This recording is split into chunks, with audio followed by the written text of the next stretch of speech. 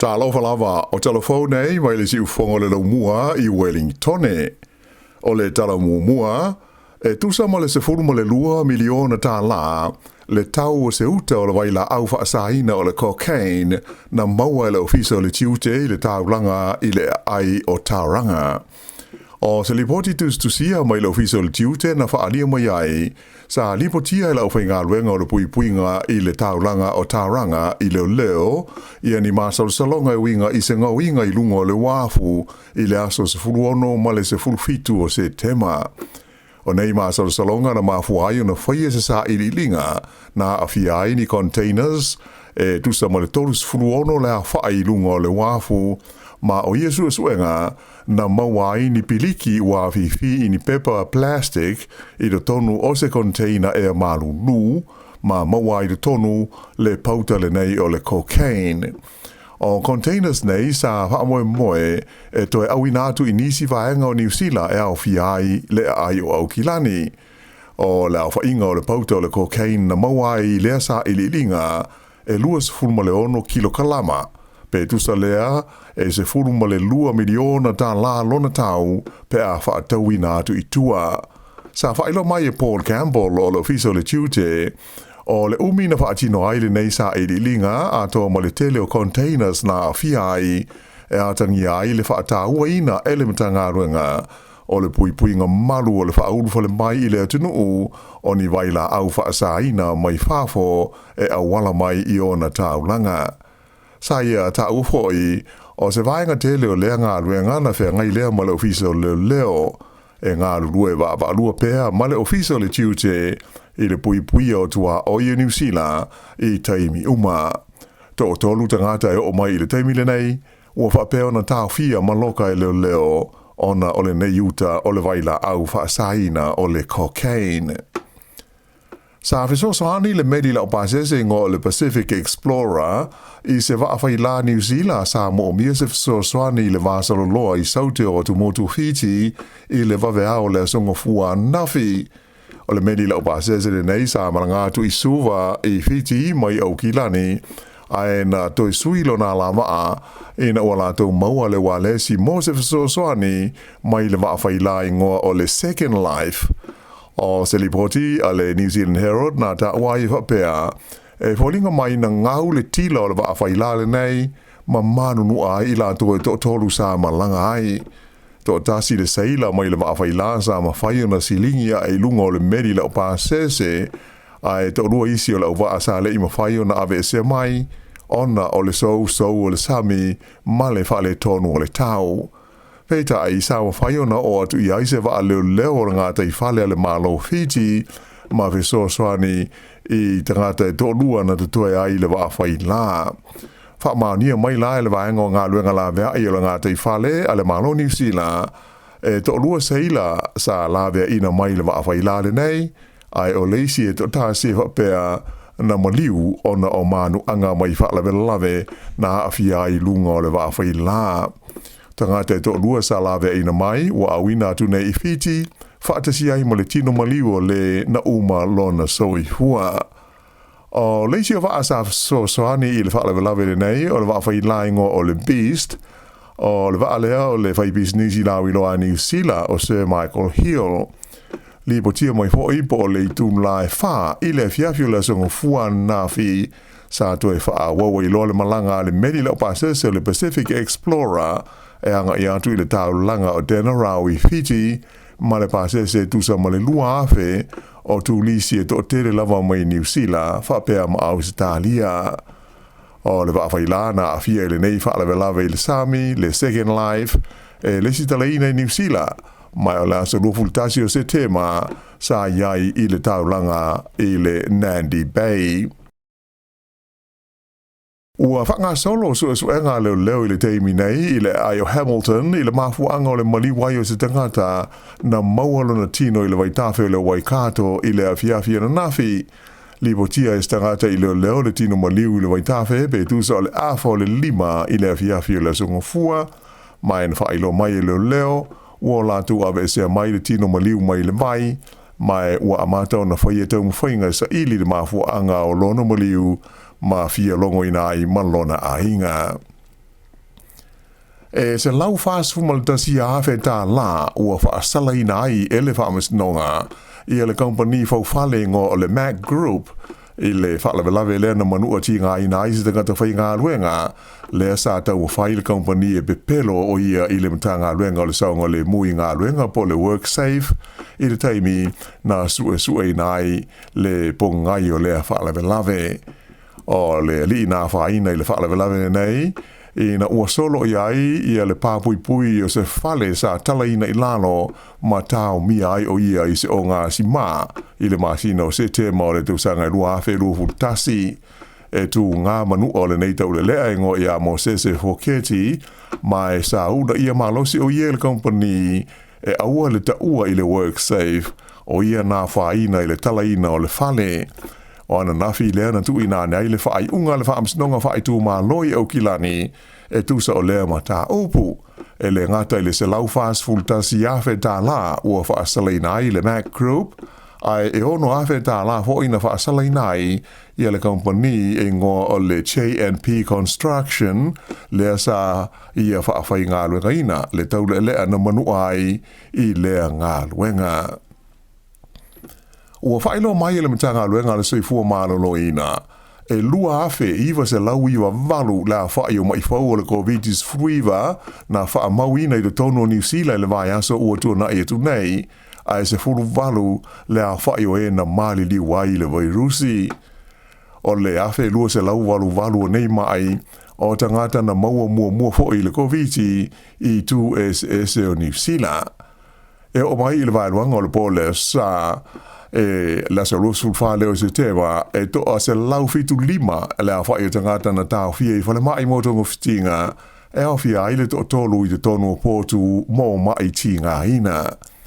O whainu mela mō le vai aso i ona tua sa tula i mai ai e tolu wafe ma le iwa lima le a whai o mai fau a e lua se fulu le a whai o maliu. Sa whai lo mai whai la e mtanga luenga le soi fua malolo ina o le ua wha mao nia leo o mai i New Zealand nei o le vairusi fau o le COVID-19 e wha ingoa ina o le BA lua valuono na maua i suenga le nei vairusi le sua vai po le wastewater i le amatanga o le masina le nei o se tema mai o mai la i le aso luful tasi o se tema e le iai se tasi ua wha pe ua maua i le vairusi le nei le tonu o se whale mai po tau fia i le teimi nei New Zealand nei. O le vailusi e pei ona taua le BA 2.86 na mua i maua i le tunu o Denmark whapea mo isa la elu le masina o Iulai. A le la o liputia mai fo i isi e tunu o e o fia isu i se lani o Awhelika i Saute o Amerika whapea i fo i Maperetania. Whailo mai le whalapo tonga le soifua marolo i na o langi le WHO o lo la tau mata i tuina le vailusi fau le nei. Mai o le awhala o i tele mai lava i se taimi i nisi tūlanga e o iai le lumanai o lo whape nā fo i ona mata i tūina ma le totoa e le mtanga luenga le soifua mālolo ina New Zealand te whatuora i a lea vailusi ma nisi winga e ono tū lai mai ai ona o lea ua o mai i lau whanua o Aotearoa. E mata upu tau i upu whai o mālo ua mai tau ina le mālosi o le langolongo ina e le au pālota o le pātia le New Zealand First a wawasa mana i o Winston Peters e tu sai o le taunu ungo le suenga o pito lata mai nei i manatu malangona o le au pālota. O le sa ililinga le nei po le poll sa whaafwaina le kompania le News Hub ma le Read Research ma atangi ai ua ausia le New Zealand First le tapula ai 5% e mawhaiai o na urufale i le tonu o le pālemene. Na maua le New Zealand First, la whainga 5.2% i la lea suenga fau. A o pātia au tu e lua o mawalunga i Pele National e tolu iwa te tasi pasene o se pau e tusa ma le tasi te si ma le 8% mai le tūlanga na iei mua. Ai o le pātia le Labour, lo tu la i mai la tau le lua sifuluono te si ma le 5%, le ia se ngatele mai le tūlanga sa iai taluai nei. O le pātia le Greens, sa tu la i mai la tau i le sifulu wha te si ma le 2%, o se sitanga e tasi te si ma le iwa ua wha au popo, ai o le act na pa u le tasi tesi ma le 3% ma tu lai mai nei le valu tesi ma le valu pasene. O isi pati la iti au fi aile te pati Māori sa lato maua le lua tesi ma le lua pasene, o le Opportunities Party tasi tesi ma le 1%, ma le New Zealand Conservatives e tasi tesi ma le tasi pasene. O ia whainu mela mo o mia ai e pati la iti nei e tolu, ona malo i se no fua whaai tū malo ina e mawhai ona ofi ai i le pāle mene. E tūlai mai nei e ngā le malo si le tūlanga o iai le New Zealand First i le ono ave le mawaenga o se whai ngā malo so whaatasi. Ma fua lea ona e le atoa i sui o le National ma le Act i a le a whai o whai pūle ma whai ai una lātou whaatuina se whai ngā malo. E mana o mia ai le langolango atu i ai o wawasa mana i o Winston Peters ma le pati a le New Zealand First. I le fesili po ai le taitai au pito tala whea ngai o na vema pāle mio le tunu o le o tūla i mai Christopher Larkson i le luas fuma le wha pasene, a Chris Hipkins i le safuruiwa tesi ma le tasi pasene. Whaalia e whapea o se teimi mua le nei le tono le ono tau sanga ua pa ua i le langolango ina o se taitai o le leiba mo le tofi pāle mia o New Zealand. O tūlanga whale tonu ma le lolo wau le tau e peo na walo ia mai, o mafu ai na tāwhia ma le whaataunu ina, malanga masani a nisi o wala upasese i le vai nuu o le Cook Strait i le so. Whailo mai e le ofisa o le vai tau le bed servers, o ngalu mau mai le vai nuu, e ono o atu le i le 5 mita le mau lunga, ona o le malo losi o Savidia a fi ai le talafa tai le tu malo Marlborough, mai se lava i mātu o Clarence, a e whapea fo i ma le Marlborough Sounds, a toa ma Wellingtone, a mata mai le vaveao ana le la, e mai whapea o tu lawa le tu lai wha i le vaveao o le asolu lulu a tae ao. O lo walo ia mai le o atu le maro losi o matangi, i le se lau lua se 10 kilomita i le tu la, e pe a whai e tō whaatau tau mai. Whaalia le pule o malanga le kompani waa le Inter Islander o Duncan Roy o le wala o pasese o le aratere a tonu e mawhai lava o na whaiesa na malanga i le so e tusa pe tuwai ai o le isi waa o le Kaiarahi o lana malanga whaatulanga ina i le tūlai tasi i le wauli mai Wellington i le so lulu a tae ao e na o uta e ave ai e le lauina ini pasese o le isi waa o le kompani e ngo o le kaitaki o lo wha moe e wha ataunu uina lana malanga mai Wellington i le afo le valu i le pole so lulu ai o le kompani o le Blue Bridge wha ilo mai le tau fia o na whainga malanga ona o tūlanga mauinga wha le tono le tau e pei ona iai.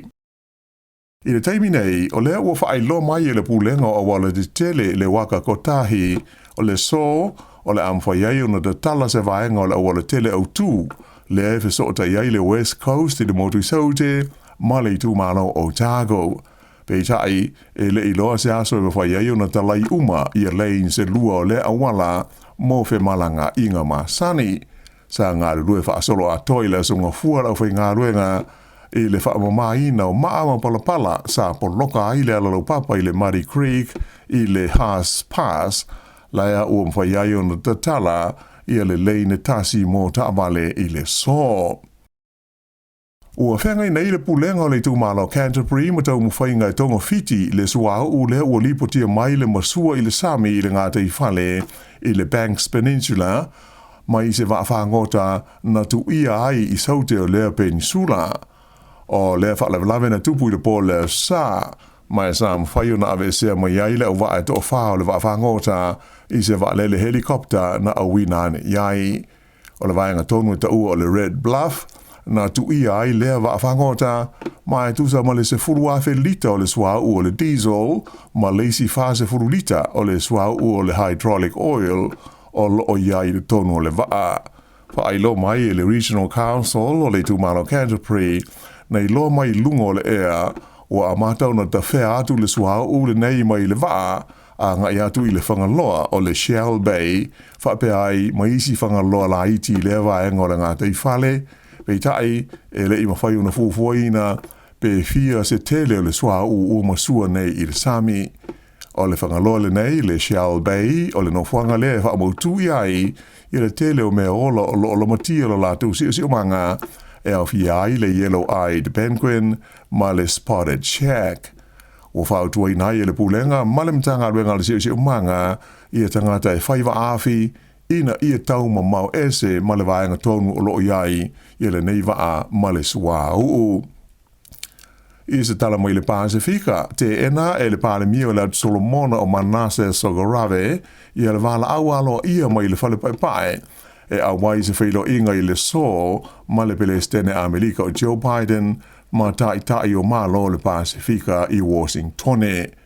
Ua toe fo iane i rona atunu i Solomona le li o Sogorave le ana whaiela na laungalo i le fono malo o whaatasi New York i le asforo i le na te anei. O lona le awai le fontanga Joe Biden ma tai o malo le Pasifika e mawhai o na sanga whaapopole nai le malo Australia e maise le malo le United States ona o lona wāwana lata ma le malo Saina. Ta o mai le fia sui le malo Amerika i le te enai e Sogorave o le wala au sa tu inane iai. Mai e na o ia le tai o le Pasifika o le a le awai le fontanga le nei Washingtone ma le pelestene o Amerika. Pei tai lai se whaaringa alo ia mai le malo o Solomona na ta o mai ai whapea e mana o mia vave le pāle mia e toi fo i atu i honiara ona o ni mata upu tā ua whaapāle mene i lona tunuu taruai na taunu atu le wala au mo le whailo inga le nei mo Biden ai ua umo na whaatu langa tau o fianga a le pāle mene. O le ministara vai whafo a le malo o Solomona o Jeremia Manele o lo o whaima sui o le pālemia o Solomona i le fontanga lea i Washingtone. I tālonga o la so nafi leana de tala ina ia lo ia lo na sfuruiva o tālonga a tunuu o Asia le Asian Games i le Ayohang Zoo i le talafatai sa o Saina. O le pelestene o le malo Saina i a Si Siang Pang sa saunoa i de tala ina lo ia tālonga wa atoa le tausanga o tōro pōmai, ona o pui ngā le malo Saina i le wha mai COVID-19. Sa ilonga na leo de tele i a tangata e tusa ma le valus furuafe sa wha atunguri ai le malai ta alo i na wanga i ane le li pelestene o Saina, mana nofo wha atasi ma malo wala aulia e au fi ai le pelestene o ta alonga le Olimpeka o Thomas Bach, wha pēr le pelestene o le malo Suria, o le i o Bashar al-Assad. O ni tālonga o pito mao ai ia o tali malo ai Saina i le tonu o le se furu tau sanga ua mo mai atu nei. Mai tu sama le se furu nua hafe la whai o li i mata maa i ta alo o lo tau vai mai e tunu e fast furu 5 o Asia i ni tālonga SSE e fast furu lea whai. Ia o le whai unga le nā o Tala Fou.